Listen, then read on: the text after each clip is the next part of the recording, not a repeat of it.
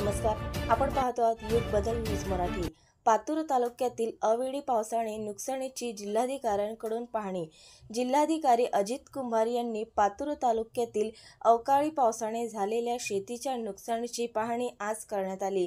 नुकसानग्रस्तांना आवश्यक मदत मिळण्यासाठी पंचनाम्याची प्रक्रिया तत्काळ पूर्ण करावी, असे निर्देश जिल्हाधिकाऱ्यांनी यावेळी दिले। जिल्हाधिकाऱ्यांनी पातूर तालुक्यातील अंबाशी, देऊळगाव, जांभरुण आदी गावांमध्ये भेट देऊन नुकसानग्रस्त शेतीची पाहणी केली। पातूरचे तहसीलदार राहुल वानखडे यांच्यासह अधिकारी, कर्मचारी व शेतकरी बांधव उपस्थित होते। परिसरात आंब्याची झाडे, लिंबूची बगीचे, उन्हाळी भुईमूग, कांदा आदी विविध पिकांचे अवेळी पावसाने नुकसान झाल्याचे दिसून येते।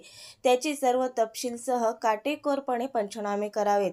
एकही नुकसानग्रस्त शेतकरी मदतीपासून वंचित राहता कामा नये, असे निर्देश जिल्हाधिकाऱ्यांनी यावेळी दिले। यावेळी त्यांनी परिसरातील शेतकरी बांधवांशी संवाद साधून त्यांचे म्हणणे ऐकून घेतले।